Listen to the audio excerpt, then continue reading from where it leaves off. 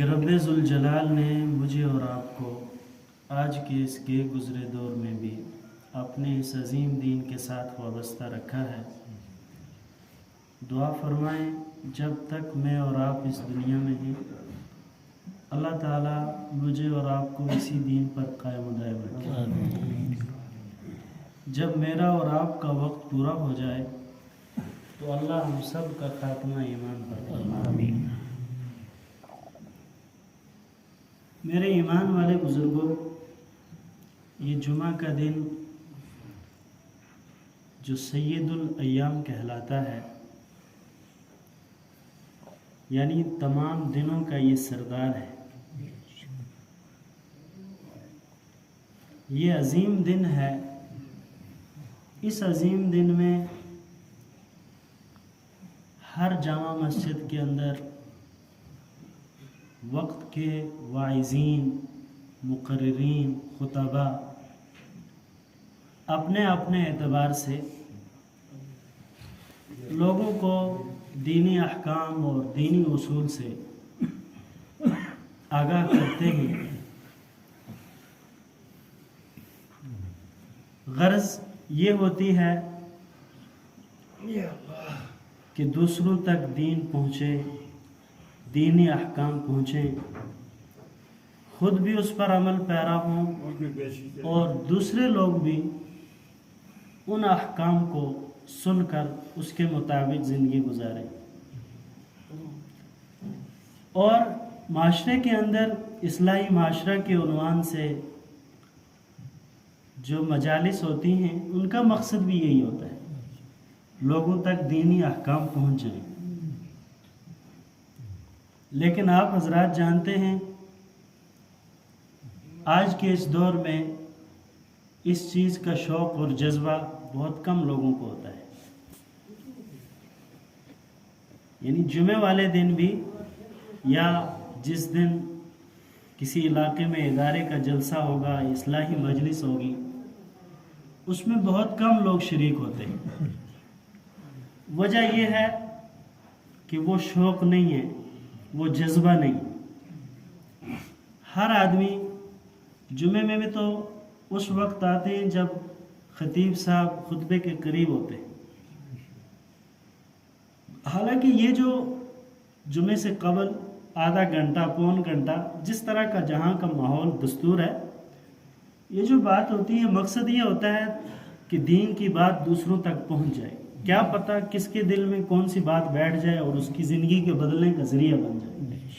حالانکہ یہ کوئی فرض نہیں ہے، اصل تو جمعہ 2 رکعت پڑھنی ہے اور خطبہ سننا ہے، لیکن یہ اس لیے رکھا گیا ہے اس طرح کا۔ خطیب صاحب پہلے آ کر کچھ واعظ و نصیحت کرتے ہیں اس وجہ سے تاکہ دوسروں تک دین کی بات پہنچ جائے۔ لیکن چونکہ ہمارا وہ ایمان، وہ ایمانی حرارت، وہ ایمانی جذبہ نہیں ہے کہ جمعے کے دن ہم پہلی اذان سے ہی تمام کاموں سے فارغ ہو کر مسجد میں آ جائیں۔ ہم تو اپنے کاموں میں لگے رہتے ہیں، حالانکہ قرآن پاک کا حکم ہے فَإِذَا قُضِيَتِ الصَّلَاةُ فَانْتَشِرُوا، کہ جب تم نماز پڑھ لو اس کے بعد پھیل جاؤ، وَابْتَغُوا مِنْ فَضْلِ اللَّهِ، پھر اللہ کا فضل تلاش کرو، اپنا ذریعہ معاش تلاش کرو۔ جمعے والے دن جمعے سے پہلے جمعے کی تیاری میں رہو، آدھا گھنٹہ پہلے آ جاؤ، سورہ کہف پڑھو، صلاۃ التسبیح پڑھو، مبارک دن ہے۔ لیکن ادھر توجہ نہیں ہے، کیونکہ میری اور آپ کی توجہ آج کی اس دنیا میں صرف ظاہری جسم کو سنوارنے پر ہے، اس پر محنت ہو رہی ہے، اور جسم کو سنوارنے کے لیے بیوٹی پارلر کھل رہے ہیں۔ پہلے تو یہاں نہیں ہوتے تھے، اب یہاں بھی ہو گئے۔ پہلے صرف مردوں کے لیے تھا، اب عورتوں کے لیے بھی انتظام ہو گیا۔ ہو رہا ہے یا نہیں ہو رہا ہے؟ اس طرف توجہ ہے سب کی، یعنی جسم کو سنوارنے کی، بالوں کو بنوا رہے ہیں اور منہ کو، ساری چیزیں سب محنت ہو رہی ہے اس پر۔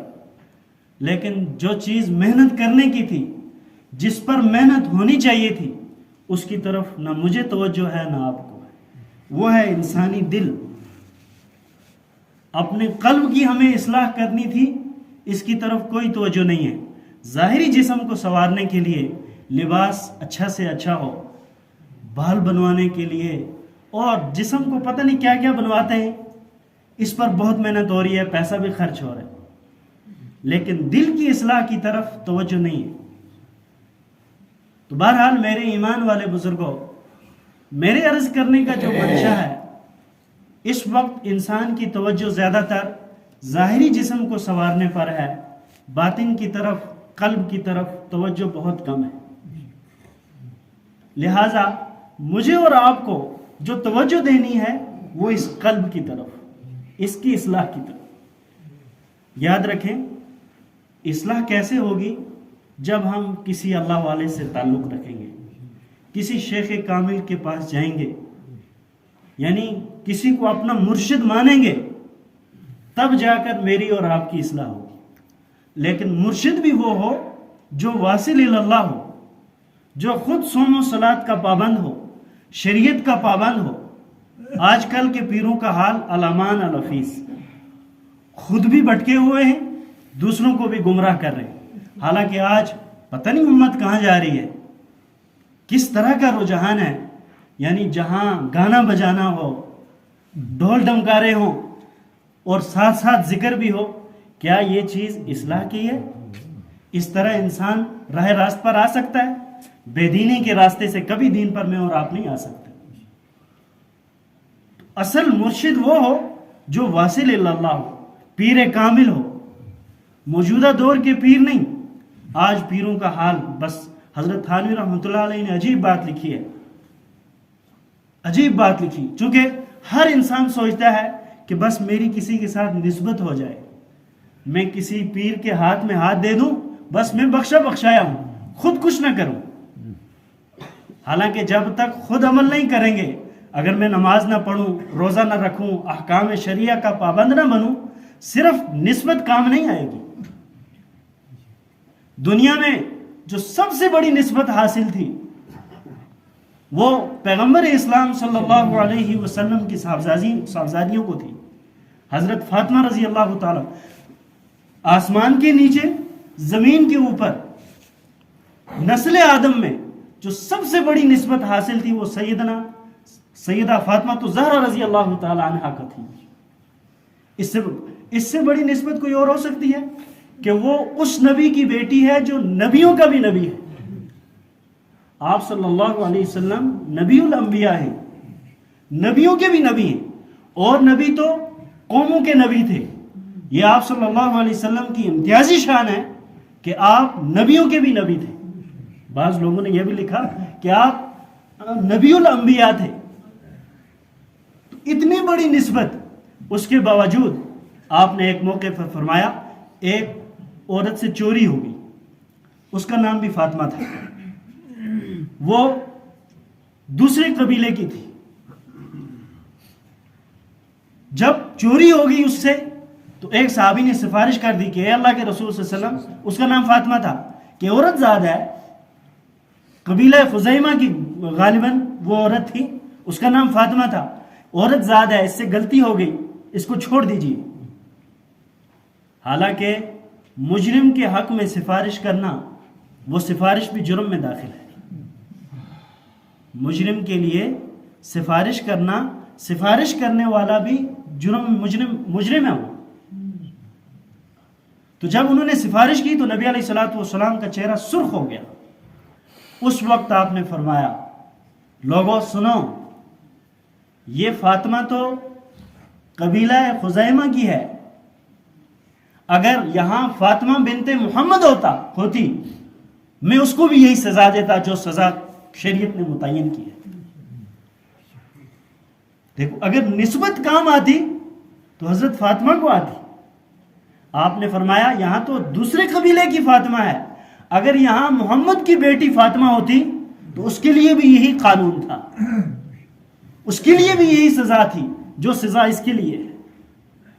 ایک دوسرے موقع پر آپ نے حضرت فاطمہ سے فرمایا تھا، اے فاطمہ، اپنے آپ کو جہنم سے بچانے کے لیے خود ہی عمل کرنا، میں تمہارے کچھ کام نہیں آ سکوں گا، یعنی جہنم سے میں تمہیں نہیں بچا سکوں گا، اس کے لیے تمہیں خود عمل کرنا ہوگا۔ تو اعمال نجات کا جو دار و مدار ہے وہ نسبت پر نہیں ہے، وہ اعمال صالحہ پر ہے۔ اگر نسبت پر ہوتا تو نبی کی بیٹی نسبت کی وجہ سے، یعنی یہ نسبت ان کو کام آتی، لیکن نبی علیہ الصلوۃ والسلام فرما رہے ہیں فاطمہ جہنم سے بچنے کے لیے خود ہی عمل کرنا، میں اور آپ کس شمار و قطار میں ہیں؟ آج ہر انسان سوچ رہا ہے۔ تو اصل جو چیز ہے پیری مریدی بہت اچھا طریقہ ہے، بہت اچھا ذریعہ ہے، اور اس کے بغیر انسان ایسا ہے جیسے یہ بلب ہے، یہ پنکھا ہے، یہ اے سی ہے، اگر پیچھے سے کنیکشن نہیں ہوگا یہ کتنے ہی قیمتی ہوں ان کی کوئی قیمت نہیں ہے، یہ بیکار ہے۔ پاور ہاؤس سے جب ان کا کنیکشن ہوگا تو یہ اے سی ہمیں ٹھنڈک پہنچائے گا، یہ پنکھا ہمیں ٹھنڈک پہنچائے گا، یہ بلب ہمیں روشنی دے گا۔ اگر پیچھے سے ہی کنیکشن نہ ہو یہ بیکار ہے۔ اسی لیے ہمارا کنیکشن اگر کسی شیخ کامل کے ساتھ نہیں ہے، کسی اللہ والے کے ساتھ نہیں ہے، تو ہماری مثال مردے کی ہے۔ تو پیر مریدی ضروری ہے، لیکن پیر بھی وہ ہو جو کامل ہو، موجودہ دور کے پیر نہیں۔ حضرت تھانوی رحمۃ اللہ علیہ نے لکھا، ایک مرید نے آ کر اپنے پیر کے سامنے خواب بیان کیا کہ پیر صاحب آج میں نے خواب دیکھا ہے، میں نے خواب یہ دیکھا کہ ہم ایک بہت اچھی جگہ میں، بہت اچھی جگہ ہے، شاندار جگہ، اور میں نے دیکھا میری انگلی پاخانے میں بھری ہوئی ہے اور آپ کی انگلی شہد میں بھری ہوئی ہے۔ پیر صاحب خوش ہو گئے، فوراً بولے بہت اچھا خواب آپ نے دیکھا ہے، چونکہ یہ تمہاری انگلی جو پاخانے میں بھری ہوئی تھی یہ علامت ہے اس بات کی کہ تم دنیا کے کتے ہو، تم غلیظ ہو، اور میری جو انگلی شہد میں بھری ہوئی آپ نے دیکھی یہ اس بات کی علامت ہے کہ میں بزرگ ہوں، میں بزرگ ہوں۔ تو فوراً تعبیر دے دی۔ اس مرید نے کہا پیر صاحب آپ اتنا جلدی نہ کریں، ابھی میرا خواب پورا نہیں ہوا۔ کہا کیا؟ کہا آگے کی بھی تو سنو، آپ نے پہلے ہی تعبیر دے دی۔ کہا میں نے یہ بھی دیکھا کہ آپ کی جو شہد کی انگلی ہے، شہد کی بھری ہوئی، وہ میں چاٹ رہا ہوں، اور میری انگلی جو پاخانے کی بھری ہوئی ہے وہ آپ چاٹ رہے ہیں۔ پیر صاحب غصہ ہو گئے، کہا بہت بڑا گستاخ ہے، اس کو یہاں سے نکالو۔ تو ایسے پیر علامان الافیز، اصل جو ہے اپنا کوئی مرشد رہبر کامل تلاش کرو۔ رہبر تو بس بتا دیتا ہے راہ، رہبر تو بس دکھا دیتا ہے راہ چلنا راہ رو کا کام ہے۔ رہبر جو ہوتا ہے وہ صرف راستہ بتلاتا ہے، عمل تو آگے آپ کو کرنا ہے۔ پیر جو ہوگا وہ ہمیں وظائف بتائے گا، وہ صحیح طریقہ بتائے گا، عمل تو مجھے اور آپ کو کرنا ہے۔ صرف نسبت کی وجہ سے، پیر کے ہاتھ میں ہاتھ دینے کی وجہ سے ہم کامیاب نہیں ہو سکتے۔ ہاتھ میں ہاتھ دے کر پھر جو وہ ہماری رہنمائی کرے گا اس کے مطابق ہمیں زندگی گزارنی ہے۔ تو لہٰذا میرے ایمان والے بزرگوں، کہنے کا مقصد یہ ہے اصل چیز جو ہے وہ باطن کی اصلاح ہے، جس کی طرف ہماری توجہ بہت کم ہے۔ ظاہر کو سنوارنے میں ہم سب لگے ہوئے ہیں، باطن کی فکر نہیں ہے، جس کی وجہ سے بگاڑ ہو رہا ہے۔ معاشرے کے اندر بگاڑ ہے، امت کے اندر بگاڑ ہے، فتنے ہیں، فساد ہیں۔ میں نے غالباً 2 جمعہ پہلے عرض کیا تھا، اس دنیا میں جو فساد پھیلا ہوا ہے، ظہر الفساد فی البر والبحر بما کسبت ایدی الناس لیذیقہم بعض الذی عملوا لعلہم یرجعون۔ یہ اس وجہ سے یہ میرا اور آپ کا فلسفہ، میں نے عرض کیا تھا، یہ میری اور آپ کی تحقیق ہے کہ اس مرتبہ موسم خراب ہونے کی وجہ سے فصلیں خراب ہو گئی۔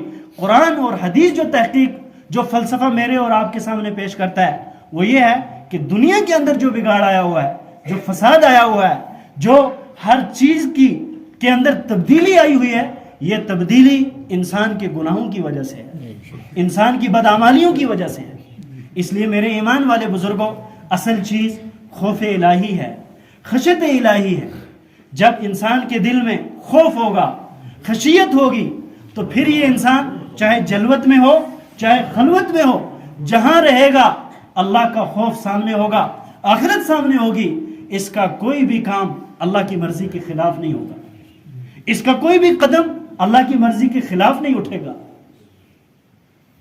میرا اور آپ کا عقیدہ تو یہی ہے۔ آپ سوچیں گے کہ ہمیں تو آخرت کی فکر ہے، اگر کوئی آخرت کی فکر نہیں کرے گا، آخرت کا عقیدہ نہیں ہوگا، وہ تو ایمان سے ہی خارج ہے۔ لیکن میرے ایمان والے بزرگوں، میرا اور آپ کا عقیدہ ایسا ہے جیسے ہم کوئی تحریر لکھیں، تحریر لکھنے کے بعد ہم چھوڑ دیں اس کو، اس کی طرف کوئی توجہ نہ کریں، مدتوں گزر جائیں، سالوں کے بعد اب اس تحریر کو اگر آپ اٹھا کر دیکھیں گے وہ حروف مٹ چکے ہوں گے۔ اگر آپ اس کو پڑھیں گے بھی چشمے کی ضرورت پڑے گی، بغیر چشمے کے نہیں پڑھ سکیں گے۔ کیوں؟ اس کی طرف آپ نے توجہ ہی نہیں کی، ایک بار لکھ کے آپ نے پھینک دی اس کو۔ آخرت کے اعتبار سے میرا اور آپ کا عقیدہ تو یہی ہے کہ آخرت ہے۔ اس کو آپ ایک مثال سے سمجھیے۔ حضرت تھانوی رحمۃ اللہ علیہ نے لکھا کہ ایک شہزادہ بادشاہ نے اس کی پرورش عورتوں میں کی۔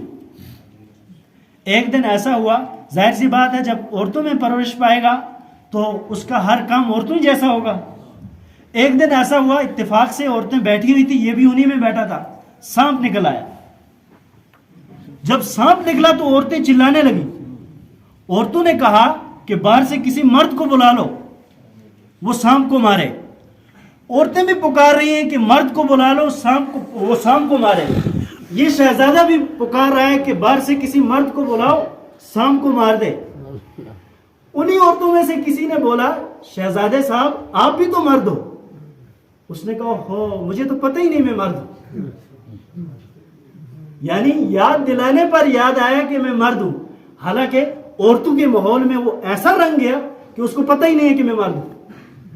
تو حضرت تھانوی رحمۃ اللہ علیہ نے لکھا کہ وہ مردانگی ہی کیا ہے جو یعنی سانپ نکلنے کے وقت یاد نہ آئے بلکہ یاد دلانے پر یاد آئے۔ تو میرے ایمان والے بزرگوں، فکر آخرت ہمیں تو ہے، لیکن وہ فکر آخرت، وہ خوف خدا اس وقت کا، یعنی خوف خدا اس وقت مانا جائے گا کہ جب ایک چور چوری کرنے کے لیے نکلے، اس کو فوراً احساس ہو کہ نہیں مجھے اللہ کے سامنے کھڑا ہونا ہے، وہ فوراً چوری سے باز آ جائے۔ ایک انسان کو قتل کرنے کے لیے انسان تلوار نکال رہا ہے، اور جب تلوار نکلے اس وقت فوراً اس کو احساس ہو کہ نہیں مجھے اللہ کے سامنے جواب دینا ہے۔ یہ ہے خوف خدا، یہ ہے فکر آخرت۔ ایک پڑوسی کی حق تلفی کر رہا ہے، حق تلفی کرتے وقت اس کو احساس ہو رہا ہے کہ نہیں مجھے اللہ کے یہاں جواب دینا ہے، اللہ نے پوچھ لیا میں کیا جواب دوں گا، وہ فوراً اس کی حق تلفی سے باز آ جاتا ہے۔ تو اصل خوف خدا یہ ہے کہ انسان کوئی کام کرنے جائے، چور چوری کرنے جا رہا ہے، فوراً احساس ہوا کہ نہیں اللہ کے یہاں جواب دینا ہوگا، یہ خوف ہے۔ ایک افسر یعنی ایک 4th کلاس ملازم ہے، اس کو اس بات کا احساس ہوتا ہے۔ اصل چیز جو میرے ایمان والے بزرگوں، احساس ذمہ داری، جو مجھ میں اور آج کے اس دور میں معاشرے کے اندر مفقود ہے، جس کی وجہ سے معاشرہ تباہ ہو رہا ہے۔ ایک چھوٹا ملازم، اس کو اس بات کی فکر رہتی ہے، وہ وقت پر آ کر دروازہ کھولتا ہے، کرسی صاف کرتا ہے، ٹیبل صاف کرتا ہے۔ کیوں کرتا ہے؟ اس کو اس بات کا احساس ہے کہ اگر وقت پر نہیں کیا تو میرا جو افسر ہے وہ مجھے ڈانٹے گا کہ تم وقت پر کیوں نہیں آئے۔ پھر ایک افسر ہے، اس کے اوپر ایک افسر ہوتا ہے، وہ اس افسر کو اس کو خوف ہوتا ہے کہ اگر میں نے صحیح کام نہیں کیا تو افسر مجھے ڈانٹے گا، مجھے نوکری سے بھی نکال دے گا۔ جب ایک 4th کلاس ملازم سے لے کر افسر تک ان کے اندر جب احساس ہوتا ہے تو نظام چلتا ہے، کام صحیح ڈھنگ سے ہوتا ہے۔ یہ نظام حکومت جو چل رہا ہے، ان کے اندر احساس ہے جبھی تو چل رہا ہے۔ اگر احساس ذمہ داری نہ ہو، نظام دھرم برم ہو جائے گا۔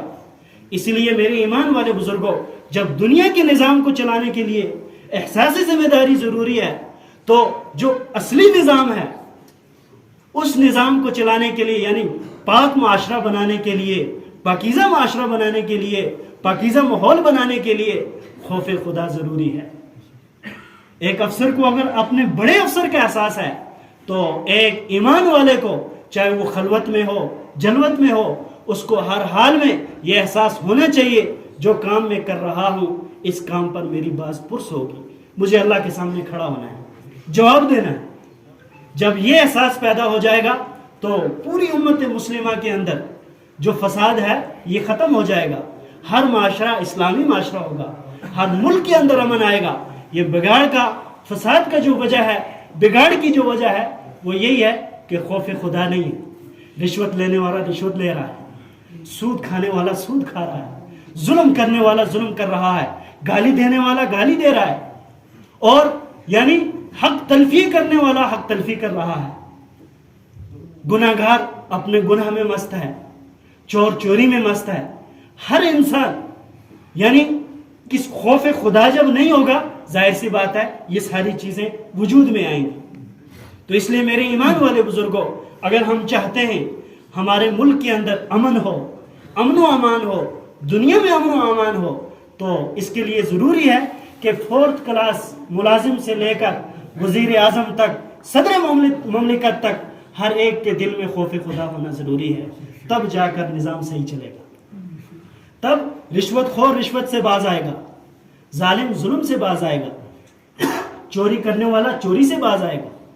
اگر خوف نہیں ہوگا، چاہے مفتی ہو، چاہے عالم ہو، چاہے قاری ہو، چاہے قاضی ہو، میرے ایمان والے بزرگوں، پھر چاہے خلوت ہو جلوت ہو، یہی حال ہوگا جو میں اور آپ اس وقت دیکھ رہے ہیں۔ تو اللہ تعالیٰ مجھے اور آپ کو کہنے سننے سے زیادہ عمل کی توفیق عطا فرمائے۔